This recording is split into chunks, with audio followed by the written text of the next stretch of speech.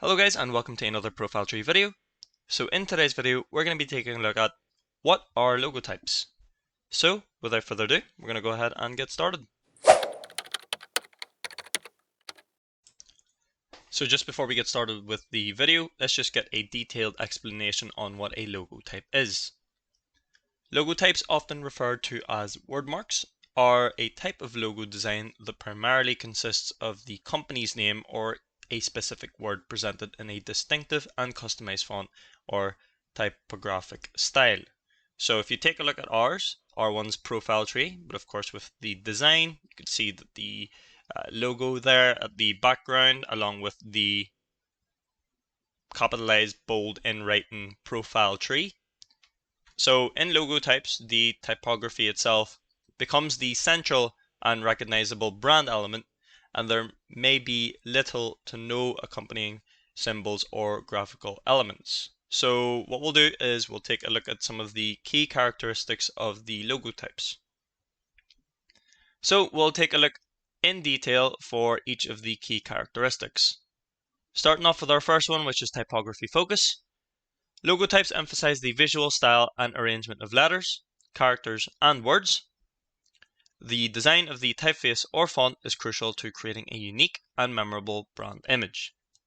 And just to further explain the typography focus, of course, it emphasizes the visual treatment of letters and words. So designers often select or customize fonts that reflect the brand's personality, its values, and image. This choice of typography is a crucial aspect of the logo's design. So don't worry about the actual logo. Think about the typography, the letters and the words. So with the big branded names, you've got Nike or Nike, and then you've got Adidas as well. So those are, of course, when it in itself is distinct to that brand, it's got a typography design that we're all very used to seeing, especially with Adidas, since everything is in small. And of course, it doesn't look right if it's been capitalized. Of course, if it's Nike or Nike, it's either a capital N, IKE, or it's all in bold. Nike or Nike themselves have different design types for their actual logo. And I'll actually just put them both up on screen now, just so you can see both of the unique imaging or the way it's designed. So you can see there from Nike or Nike and Adidas how they're both distinct from one each other. But anyway, adding on top to the typography focus, the typography is of course a logotype, which may include unique ligatures or custom letter forms or modifications to standard fonts just to make it a distinct feature to the brand. So moving on, we've got the textual representation.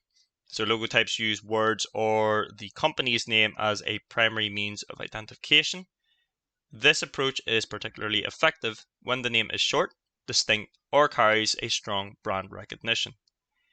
And just to further explain textual representation, so logotypes rely primarily on the company's name or a specific word, even a phrase or acronym, and this text serves as a central brand identifier. In cases where a brand's name is already well recognized anyway, using a logotype reinforces that recognition and creates a strong visual connection between the name and the brand's identity. So even if it's just a logo that doesn't even have a name on it, if you can recognize that logo and know the company, then you know that that company would be doing well for promoting that particular logotype. So next up for the key characteristics is simplicity. So simplicity is, of course, depends on what type of typography you want to have for your actual brand. So logotypes are typically clean, minimalistic, and straightforward in design. They aim to convey the brand's image and the message, of course, and identify through the typography itself, without the need for additional visual elements. And again, just to further explain that, logotypes are characterized by their simplicity and clarity. And it's just the aim is not to make a clutter of the actual typography itself. And if you have the absence of additional symbols or graphic elements, that keeps the focus of the typography itself primarily. And that makes it easier for consumers to remember and recognize the brand better. Next up is the versatility. So logotypes are versatile and can be easily adapted for various marketing materials. That's business cards, letterheads, websites, advertisements, while maintaining a consistent brand image. Again, just to further explain the versatility, it can be adaptable to various applications in media. And as well as that, designers ensure the logotypes remain legible and effective at different sizes and in various color schemes. Now you have to make sure that it's versatile, especially if you're using it for websites. And again, if you want to just make sure that the overall quality of the logotype is good. And like I said, if you are going to release some merchandise or have business cards, billboard, product packaging, things like that, then you have to make sure that the logotype itself is versatile. And last but not least, the actual recognition. So successful logotypes become instantly recognizable, making it easier for consumers to associate the company name with the brand's products or services. And again, just to further explain that, the memorable nature of logotypes foster consumers' trust and loyalty as people associate the brand's name with products or services it represents. So basically what that's just explaining is successful logotypes become iconic and instantly recognizable. The recognition is achieved through consistent use of the logotype. Of course, the more you see it, the more you'll know it. And then over time, you'll end up having some sort of logotype branding for it. But just to summarize everything, logotypes are a form of logo design that relies on typography as the central element. They're known for its simplicity, versatility, and ability to create strong brand recognition. The design of letters and words themselves, along with the strategic choice of typography, are fundamental to the effectiveness of logotypes in conveying a brand's identity. So now that we have a better understanding on what exactly the key characteristics of a logotype is, we'll now go through the 8 types of logos. Starting off with our first one, which is word marks or logotypes. These logos consist of the company's name or a specific word presented in a distinctive and customized font or typographic style. So examples for this is Coca-Cola, Disney, Google. You'll know them by their distinct typography. It's just with the typography itself. So Coca-Cola, of course, has that very fancy writing alongside with Disney as well, which have its own fancy writing. Google we know by the different colors used in a simple form of typography. So that means the typography itself becomes a recognizable brand element. And the other types of logos, there's one called letterforms. So letterform logos use a single letter or a group of letters from the company's name to create a unique and stylized design. So an example would be McDonald's, which is the M. So that's the letter form for it. And then you have IBM as well. Then, of course, NASA.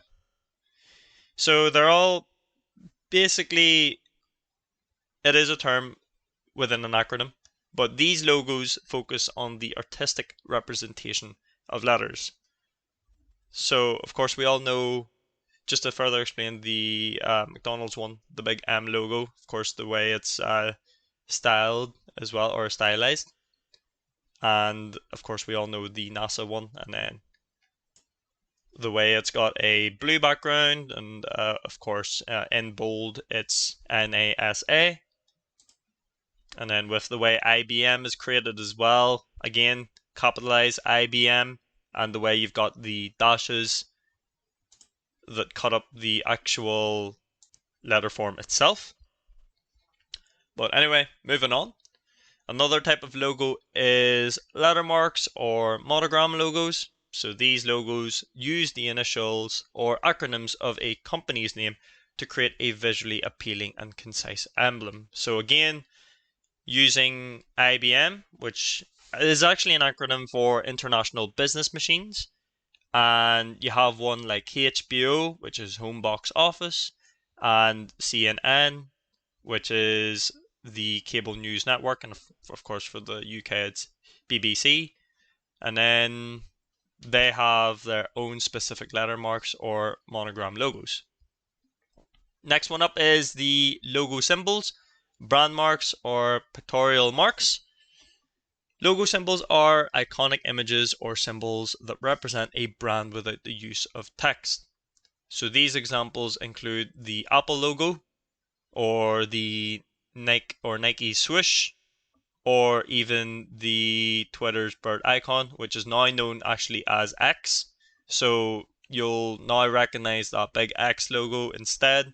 But of course, that Twitter bird icon was very iconic just before it was rebranded. You would know straight away that these symbols are easily recognizable, and then they would invoke strong brand associations. Next is the abstract logo marks. So abstract logos are non-representational designs that use shapes, colors, and forms to create a unique and memorable logo. An example of this would include the Pepsi globe or the Adidas 3 stripes or even the leaf. And if you guys know the BP sunflower, those are the abstract logo marks. And another type of logo would be mascots. So a mascot logo feature illustrated characters or figures that become the brand's personification. So an example of this one would be the Michelin Man. You can see that he's actually like that was the original color back then for what tires were, which is color white. So that's why he's actually white. And then you have the KFC Colonel Sander. Then as well as that, the Starbucks siren. So mascots add personality and charm to a brand. Now another logo type would be emblem logos.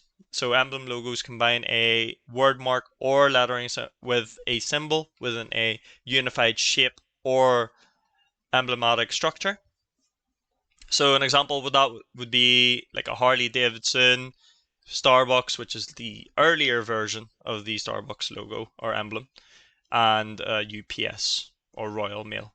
So emblems often convey a sense of tradition and heritage. And last but not least is the combination marks. So combination marks incorporate both text, word mark or lettering, and a symbol or icon into a single integrated logo.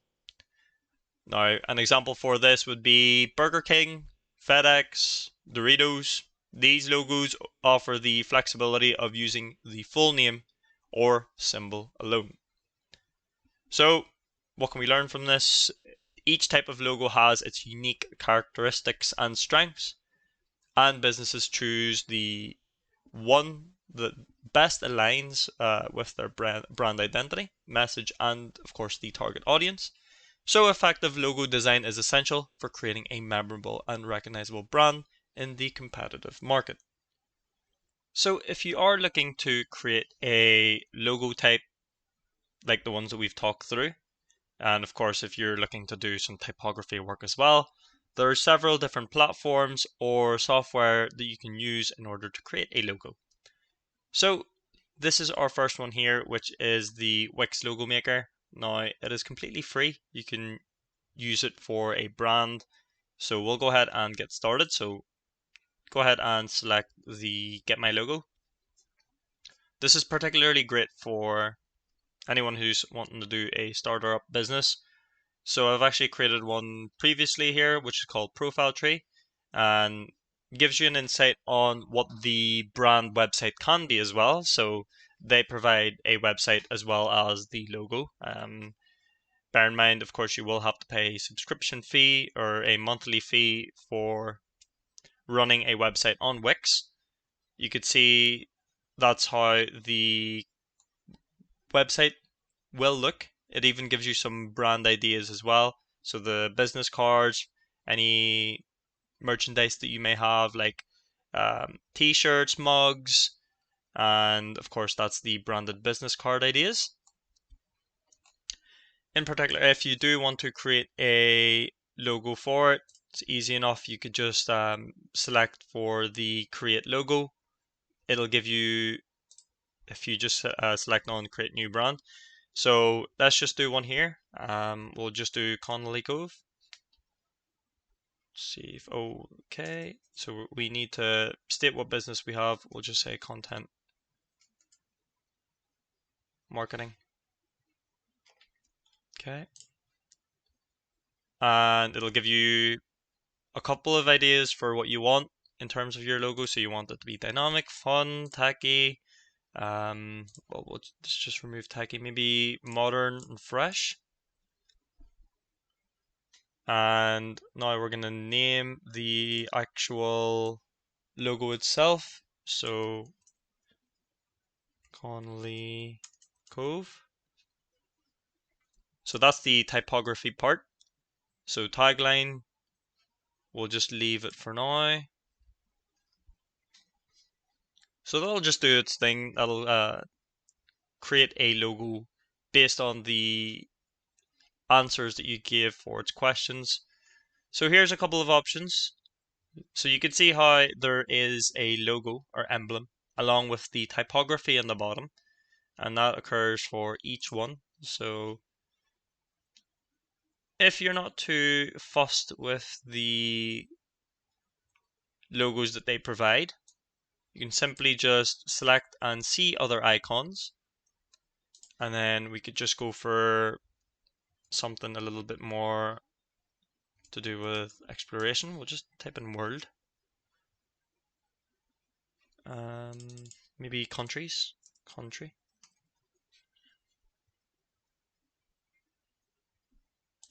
We could actually try to do globe. Let's see if we get one for globe or earth. Okay. So say for instance, if you decide to go for something like that, you could see that it changes up all the different icons. And that just gives you a fair idea on what the website can look like, of course, with a little bit of improvement. So just say we go for this one. We're happy enough with how this looks. However, I'm not too happy about the color choice there. You can go ahead and modify the colors if you want. So if you want to go for more of a blue color, we'll just try to go for a lighter blue, or just go for blue. And then you could do the same for this one. So if you want that to be color green, you can change that to color green. And you have options as well to increase the sizing, decrease the sizing. You could actually change it about as well. So if you want that to be located to the back, which we'll do now, so we'll move that backward so you can see how that's sort of in the background now. And then that means with this color choice, we're gonna go for something maybe white or even black, and then have this one as a color white. Maybe green might match a little bit better if we can find a green. Something of a different color, just red. Let's see if we can get this 133.